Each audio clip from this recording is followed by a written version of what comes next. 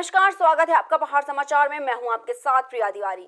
उत्तराखंड विधानसभा अध्यक्ष प्रेमचंद अग्रवाल आज हेलीकॉप्टर से केदारनाथ पहुंचे। यहां विधायक का तीर्थ पुरोहितों और अधिकारियों ने फूल मालाओं से स्वागत किया। इस दौरान विधानसभा अध्यक्ष ने केदारनाथ धाम में चल रहे पुनर्निर्माण कार्यों से संबंधित जानकारी भी प्राप्त की। केदारनाथ धाम में कुछ समय बिताने के बाद विधानसभा अध्यक्ष बद्रीनाथ धाम पहुंचे। यहां पर भी विधायक ने कोरोना महामारी से छुटकारा दिलाने के लिए प्रार्थना की। दर्शन के समय के बाद विधानसभा अध्यक्ष प्रेमचंद अग्रवाल के साथ कई लोग मौके पर मौजूद रहे।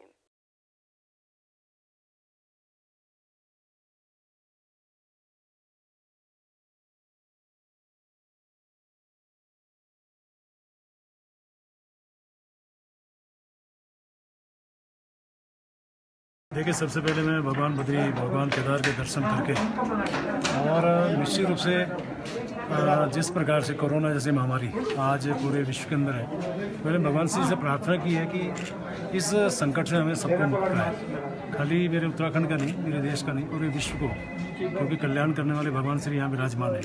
और प्रार्थना की है कि मेरे उत्तराखंड सहित पूरे देश को और विश्व को इस कोरोना से मुक्त कराए। संकट भी है, लेकिन संकट से उबारने का काम भगवान श्री का है। तो मैंने प्रार्थना की है। यहाँ आपने आने का हेतु माना है, यही है क्योंकि पुरुषोत्तम मास है, भगवान श्री के दर्शन करना फलदायी माना जाता है। मैं अपने परिवार सहित आया हूँ। सभी ने भगवान से प्रार्थना की है और कैसे हम अच्छा और काम कर सकें, ये भगवान से हमेशा हमारा एक आराधना रहती है, प्रार्थना मैंने की।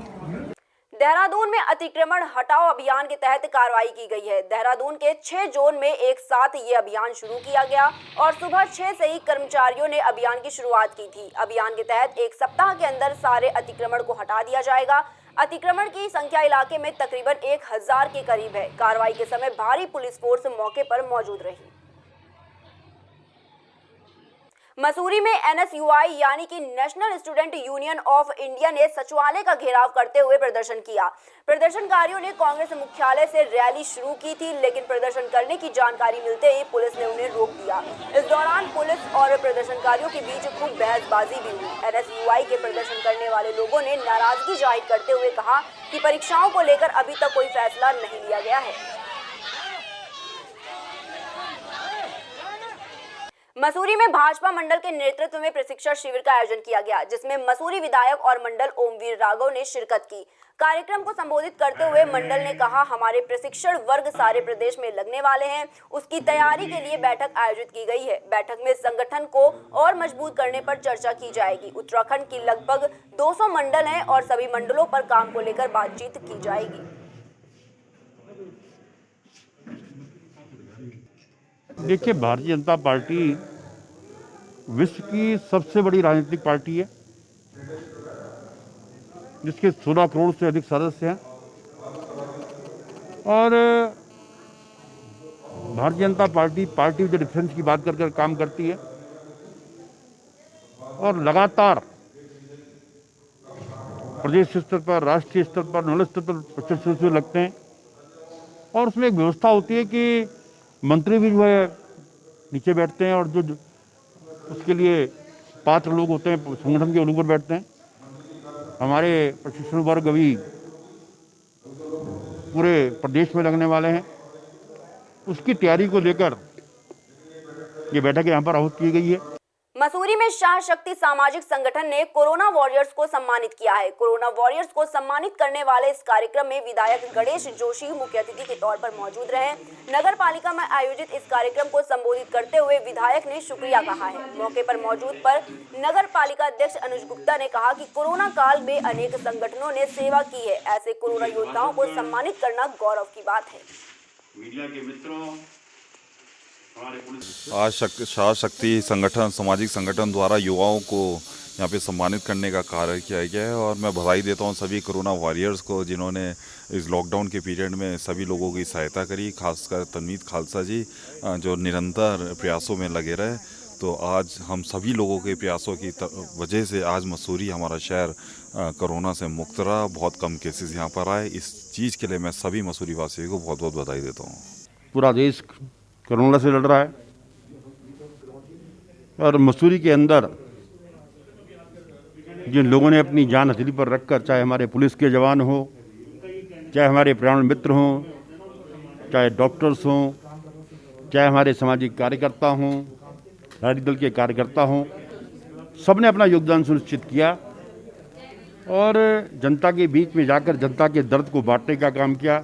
और आज सहशक्ति संस्था द्वारा, जिसमें सारे नौजवान बच्चे हैं, उन्होंने एक सुंदर शुरुआत की है। उन्होंने उन लोगों को सम्मानित किया कि जिन्होंने इसमें प्रतिभाग किया, अपनी भागीदारी सुनिश्चित की थी। मैं इस संस्था के उज्जवल भविष्य की कामना करता हूं और मुझे उम्मीद है कि भविष्य में भी इस संस्था, जैसा कि मुझे अध्यक्ष जी ने बताया कि किन क्षेत्रों में ये काम कर रहे हैं, वास्तव में सराहनीय है और उसके लिए संस्था का एक सदस्य बधाई का पात्र है। लालकुआं में रहने वाले लोगों के लिए खुशी की बात है। नवरात्रि को देखते हुए विधायक ने लालकुआं वासियों को तोहफा दिया है। उप चिकित्सालय की मौजूदगी में विधायक ने अस्पताल को 200 बेड दिया है। इलाके में बढ़ते हुए मरीजों को देखते हुए विधायक ने फैसला लिया है। त्योहार से पहले विधायक की इस पहल से स्थानीय लोग काफी खुश हैं। विधायक के इस काम को सीएम त्रिवेंद्र सिंह पहले ही मंजूरी दे दी थी। ये जो हमारा क्षेत्र है, मेरी विधानसभा है, आबादी के हिसाब से, कॉलोनी के हिसाब से बहुत विकसित है। हमारी माननीय मुख्यमंत्री से लंबे समय से मांग थी कि हल्द्वानी का जो बेस चिकित्सालय है और सुशीला तिवारी हॉस्पिटल है, वो लगभग शहर के बीच में हो गया और शहर की आबादी का वहाँ पर बहुत ज़्यादा दबाव रहता है। आने आने की दिक्कत भी होती है परिवहन की, इसलिए शहर से बाहर एक अच्छा अस्पताल होना चाहिए। माननीय मुख्यमंत्री जी ने इन सब परिस्थितियों को देखते हुए मोती नगर में एक 200 बेड का अस्पताल स्वीकृत किया है, जिसका जीओ हो गया है। यह अस्पताल उप जिला चिकित्सालय के स्तर का होगा।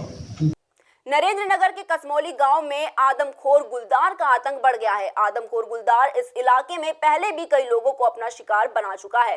गुलदार के बढ़ते हुए आतंक को देखते हुए 5 शूटरों को गांव में भेजा गया। इस बीच जाने माने शूटर जय विकल ने अपनी टीम के साथ मिलकर गुलदार को गोली से शूट कर दिया। जानकारी मिलते ही वन विभाग और पुलिस की टीम मौके पर पहुंच गई। हमको सूचना मिली तो सूचना मिलते हमारे रेंज अफसर यहाँ पे विवेक जोशी हैं, वो अपनी टीम के साथ घटनास्थल पर पहुँच गए थे और उसके साथ ही साथ हमारे बगल में हमारी सकलाना रेंज है, उसका स्टाफ भी हमारे सहयोग के लिए यहाँ पे आ गया था।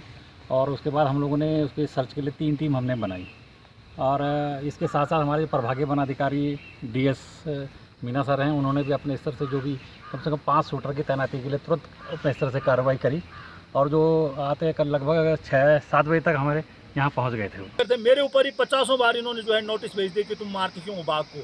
जिस दिन इनका मरेगा उस दिन इनको पता लगेगी, तब उस दिन इनको उस माँ का पीड़ा पता लगेगी।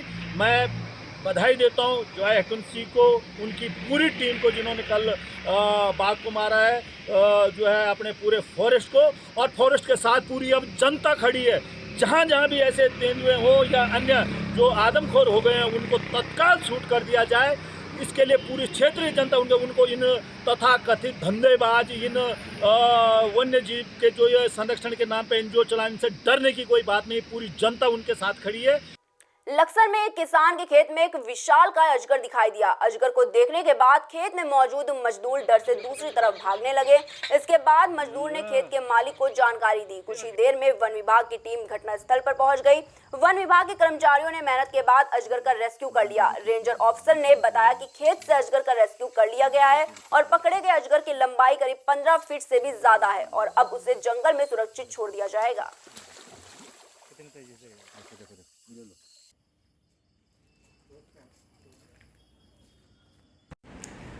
आज शाम को ग्रामीणों द्वारा धान के खेत में एक अजगर के आने की सूचना दी गई थी। सूचना पर वन विभाग की रेस्क्यू टीम तुरंत मौके पर पहुंची और ग्रामीण के धान के खेत से एक अजगर जो कि 15 फीट से अधिक लंबा था, उसका सुरक्षित रेस्क्यू किया गया। इसको सुरक्षित रेस्क्यू करके पथरी के जंगल में छोड़ दिया गया।